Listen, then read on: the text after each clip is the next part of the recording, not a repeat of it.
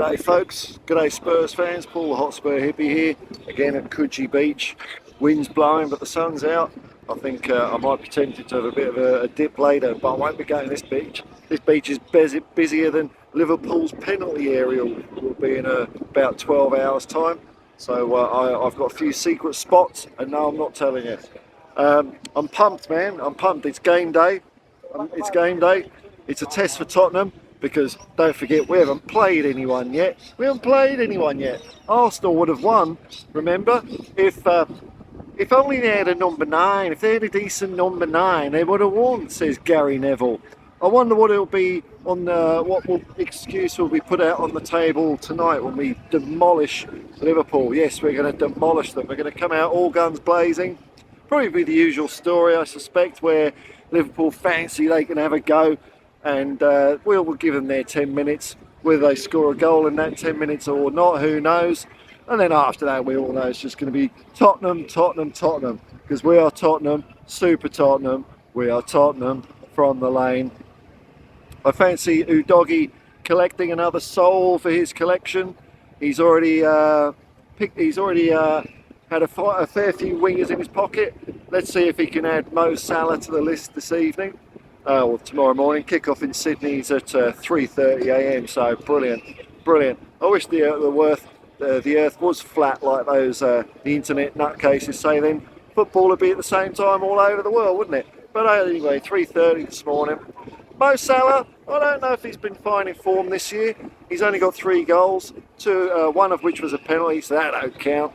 So it's only 2 goals really. I think Udogie's going to have the measure of him. Udogie's a player that's got no fear.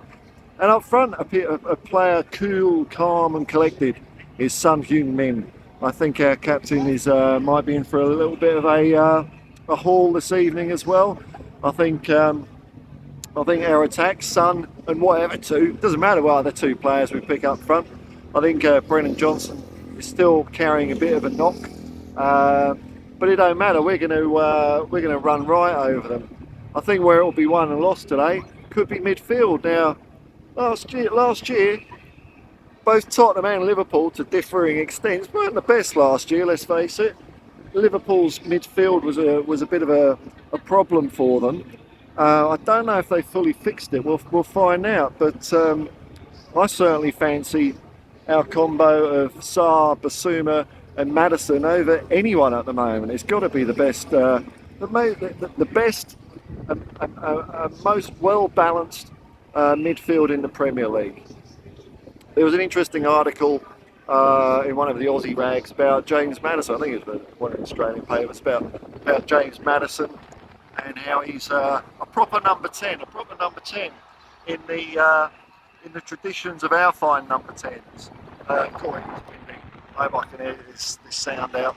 In the traditions of Paul Gascoigne and Glenn Hoddle, and I definitely concur with that. I think it feels like Madison's been playing for us for years, doesn't it? And he's coming out and he's saying the right thing. I'm sure the media people who would have tried training him, don't bother, man.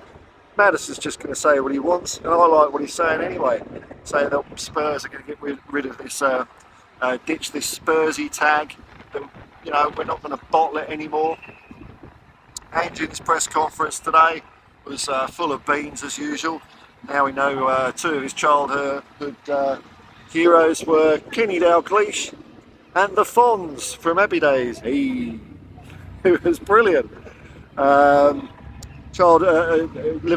Liverpool was Ange's childhood club. He explained why. I pretty much said the same thing on some of my videos.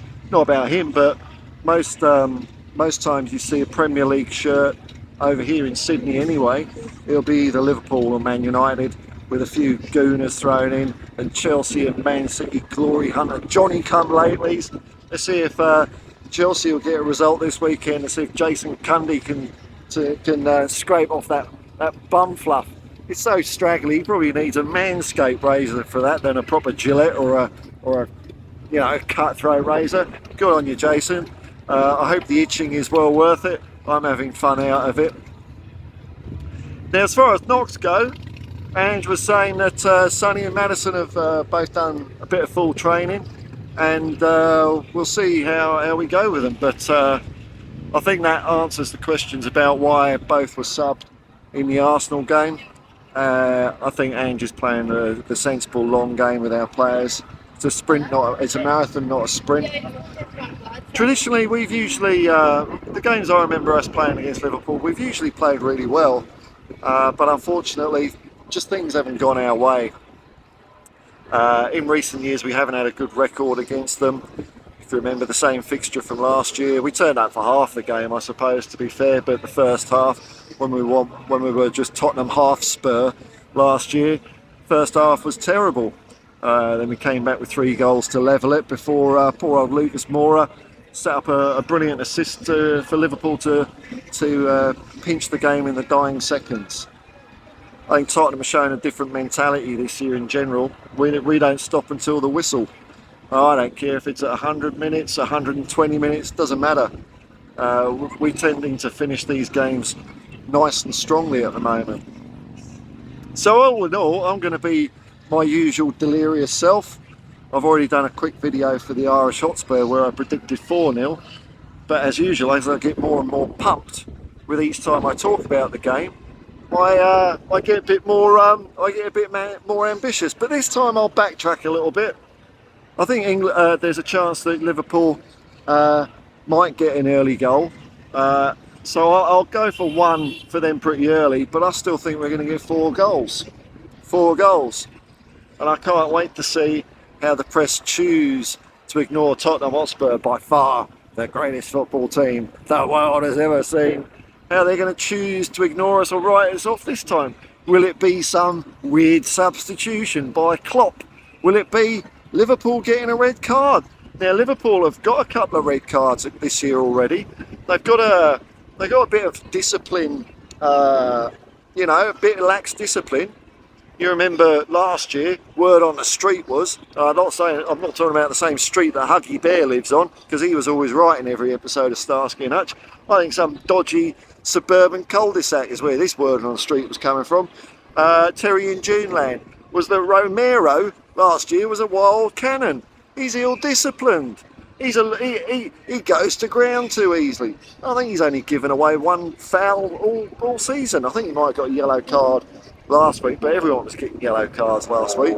I wonder if we'll get a referee that will give us any rub of the green this week, because we haven't been doing too well with referees. They've been a little bit disappointing, but there's the conditions you've got to play football under sometimes, and with our backs against the wall and everyone thinking we still haven't played anyone, and what does Ange know about football? And Tottenham, their squad's thin and all this rubbish. I wonder what excuses are going to come out when the whistle goes. And I'm pretty confident. Look, I'm confident it's going to be a great game of football.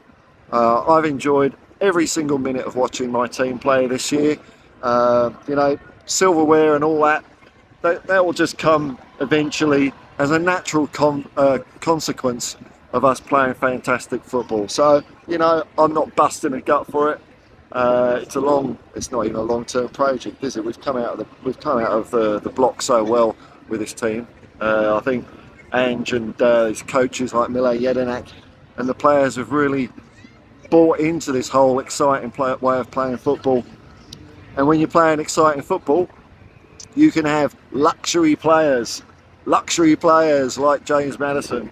No wonder he won't get a decent run for England while Gareth Southgate's the manager, because you can't have luxury players playing for England. What they mean by luxury players is players that are any good, like Glenn Hoddle. He was sadly overlooked for years, but at Tottenham, we admire luxury. We know what that really means. It means the ability to turn a game just like that. And we've got quite a lot of players that can do that at the moment. Madison, Sarr, Basuma, Udogie. Maybe it's time for Pedro Porro or Van der Ven to get themselves on the score sheet. I think Van der Ven's going to be busy tonight, but if it's anything go by his performance last week, I think we're in very safe hands. As with Pedro Porro and Romero, I think our defence and Vicario behind them, blimey, they're the famous 5 at the back now. How far have we come as a team? How far? It's wonderful. Oh look, there's an ibis. Look at that. There we go. Got a bit of nature there everywhere. I heard somewhere that their natural plumage is kind of pink, but it's just because they eat so much crap and grime out of Sydney bins that they're verdant, not verdant. They're what's Latin for pink? I don't know. Their pink plumage goes black. But anyway, let's see if we can turn some Liverpool jerseys a bit stained and. There's got to be a little puddle on the pitch somewhere at White Hart Lane for us to just to chuck some of these players into. I'm really looking forward to seeing what the atmosphere is going to be like this evening as well. Fantastic, no doubt to capacity crowd. I mean, progress. We've got a billion. Bit of crowd, bit of cheering from the Coogee Bay Hotel over there. Don't eat the ice cream. If you know the story, you know the story. The record crowd, by the way, at Tottenham Hotspur was 75,000, and $1 billion later, and a century later, we can get it up to 60. Oh well, you can't stop progress, folks. But I'm looking forward. I'm pumped for tonight. I think we're going to do really well. I've got every confidence in the boys. Peace and love, man. Peace and love. By the way, I'll be on Irish Hotspur doing my build-up. He usually does it about 3 hours before kick-off. Then I'm going to be on We Are Tottenham TV doing a build-up there about an hour and a half before kick-off. So there's lots of me coming up all around the traps. I hope you have a lovely day. I hope you really enjoy yourselves watching the game. I'll be back tomorrow for the review of our victorious march towards glory. Peace and love, man. Peace and love. And come on, you Spurs.